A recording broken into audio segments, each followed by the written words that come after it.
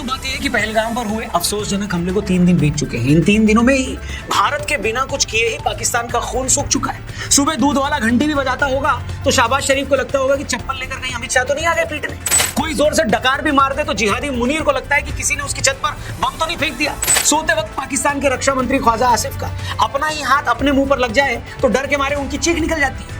एक वक्त जो बेगैरत हाफिज सईद भारत को धमकी देता था कि अगर हिंदुस्तान ने पाकिस्तान का पानी रोका तो खून की नदियां बहा देंगे, सुना है जब से मोदी ने पाताल से ढूंढकर मारने की धमकी दी है तब से वो अपने खुद के जांघिये में मुंह छिपाकर बैठा है।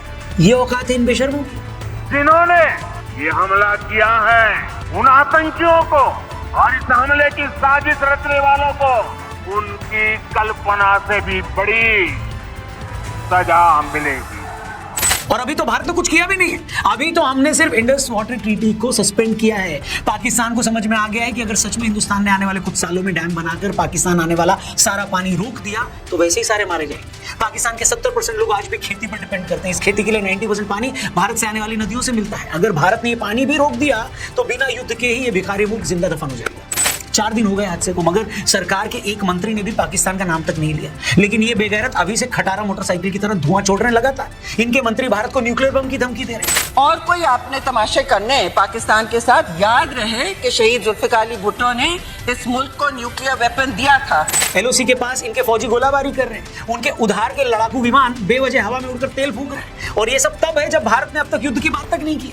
हमने सिर्फ ये कहा है कि जो भी वहशी पहलगाम में जो वारदात हुई उसके पीछे हैं उनको छोड़ा नहीं जाएगा। लेकिन खुद वहशी होने के नाते पाकिस्तान को पता है कि अंकिल बात तो हमारी हो रही है और हमारी तुड़ाई शुरू होने वाली है।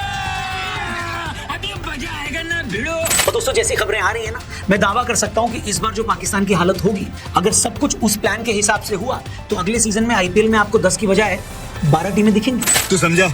हाँ। नहीं, तू समझा नहीं। पाकिस्तानी फौज ने जोश जोश में आकर पहलगाम में कत्लेआम तो कर दिया है। अब उसे भी ये समझ में आ रहा होगा कि इस बार मामला उनके हाथ से निकल गया है।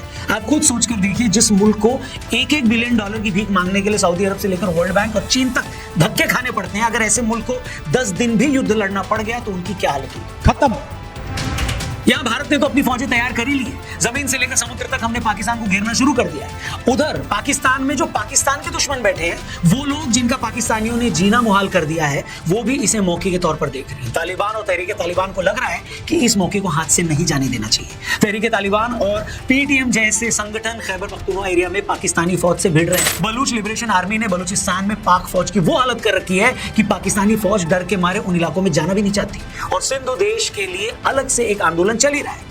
पाकिस्तान की ये सोच सोचकर 74 हो रखी है कि अगर अगले कुछ दिनों में हिंदुस्तानी फौज ने पाकिस्तान पर कोई हमला किया तो वो अपने ईस्टर्न फ्रंट पर भारतीय फौज से निपटेंगे या वेस्टर्न फ्रंट पर तहरीके तालिबान से। ऊपर से जब से इमरान खान को पाक फौज ने जेल में डाला है तब से इमरान के लाखों सपोर्टर्स भी पाक फौज के खिलाफ है। इन लोगों को संभालना भी पाक फौज के लिए बड़ा चैलेंज है। ऐसे में भारत ने अगर पाकिस्तान में कोई बड़ा हमला किया तो महज कुछ ही दिनों के घंटों में ही पाकिस्तानी फौज के हाथ से निकल सकता है। तहरीके तालिबान के लोग कोई भी ऑपरेशन करके अफगानिस्तान में भाग जाते हैं।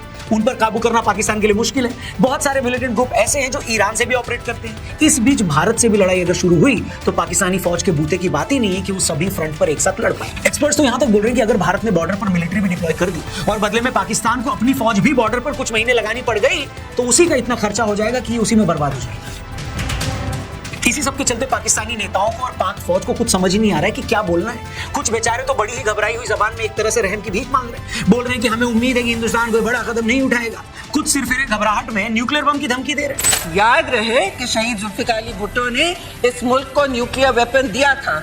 मतलब तुम्हारे पास न्यूक्लियर बम है तो भारत ने न्यूक्लियर बम के नाम पर क्या प्याज इकट्ठा कर रखे हैं? बताओ।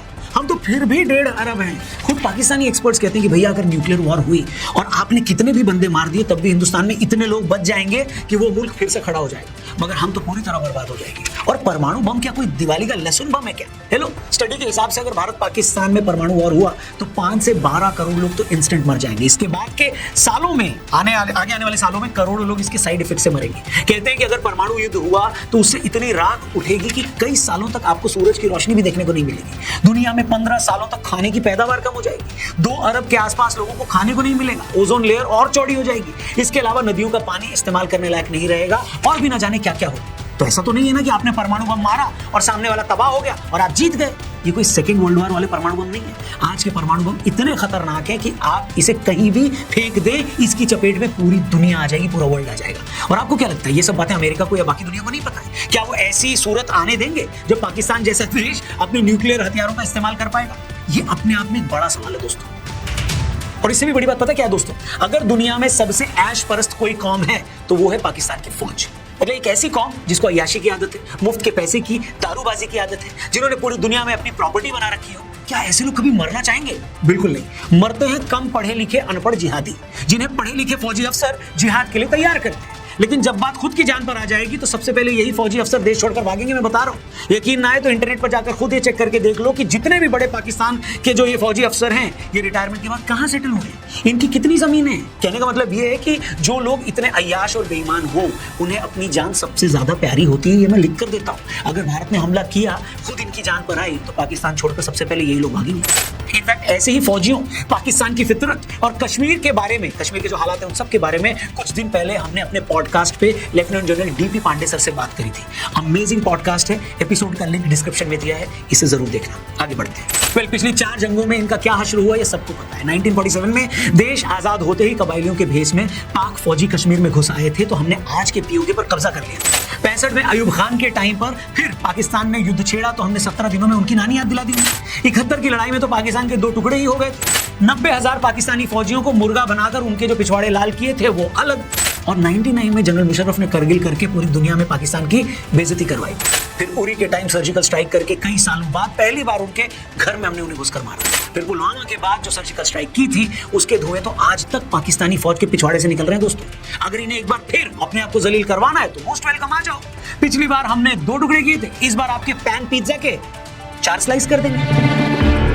देखिए मैं फिर से कह दूं, वॉर की बात करना, युद्ध की बात करना कोई अच्छी बात नहीं होती। असल युद्ध होते भी बहुत खतरनाक है, लोगों की जानें जाती हैं, देश पीछे चले जाते हैं, काम धंधे बर्बाद हो जाते हैं। लेकिन कभी कभी परमानेंट शांति के लिए युद्ध जरूरी भी होते हैं। युद्ध जरूरी होते हैं तभी तो आप हमारे एक भी ऐसे देवी देवता बता दीजिए जिनके पास अस्त्र शस्त्र ना हो। वो अस्त्र शस्त्र रखते थे, इसका मतलब ये नहीं था कि वो हिंसक थे। इसका मतलब ये था कि जहां भी असुर दिखें, जब भी धर्म की स्थापना करनी हो तो वो अपने अस्त्र चला सके। और ये कहने में मुझे कोई अर्ज नहीं है दोस्तों कि आज जितने भी लोग पाकिस्तान के कुकर्मों पर पानी डाल रहे हैं, ये बोलकर एजेंडा चला रहे हैं कि फला पार्टी तो अपने फायदे के लिए लड़ाई की बात कर रही है, पाकिस्तानी तो हमारे भाई हैं, ये लोग भी इस लड़ाई में हमारे उतने ही बड़े दुश्मन हैं जितना बड़ा खुद पाकिस्तान है। क्योंकि पाकिस्तान को लेकर तो पता है कि वो दुश्मन है। ये वो लोग हैं जो खुद को हिंदुस्तानी बताते हैं मगर बात और काम सारे वो करते हैं जो एक दुश्मन करता है। मोदी जी, हमने इतिहास में कई ऐसे मौके गंवाए हैं जब हम पाकिस्तान का पक्का इलाज कर सकते थे, लेकिन हमने नहीं किया। हम चाहते तो 47 में ही पूरा कश्मीर अपने कंट्रोल में ले सकते थे, मगर चचा ने ऐसा होने नहीं दिया। हम चाहते तो 65 में भी पाकिस्तान को परमानेंट खुराक दे सकते थे, हमने फिर नहीं किया। हमने 71 की जंग में भी पाकिस्तान का 5 से 6,000 वर्ग किलोमीटर का हिस्सा कब्जा लिया था, जिसमें पंजाब, सिंध और जम्मू कश्मीर के कई इलाके थे, मगर शिमला एग्रीमेंट करके हमने पाकिस्तान को फिर बख्श दिया। 99 में करगिल के टाइम भी हम चाहते तो LOC क्रॉस कर सकते थे, उसी वक्त POK को वापस ले सकते थे, लेकिन तब भी हम रुक गए।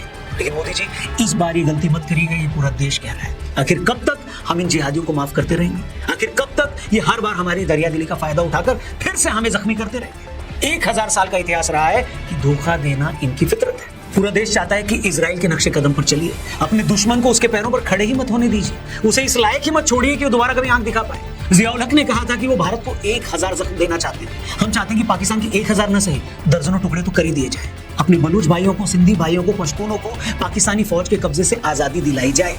उन पाकिस्तानियों को भी ऐसी फौज से मुक्ति दिलाई जाए जिनकी जिंदगी इन बेईमान फौजियों ने बर्बाद करके रख दी है। ये सब करना होगा, इसी सरकार को करना होगा। भगवान के लिए इस बार ये मौका चूकने न पाए। हम बेगुनाह भारतीयों को यूं और मरते नहीं देखना चाहते। दोस्तों, आप इस बारे में क्या सोचते हैं? कमेंट जरूर करिएगा। वीडियो अगर आपको सही लगी हो तो इसे अपने हर एक दोस्त तक जरूर शेयर करिएगा। जय हिंद, जय भवानी।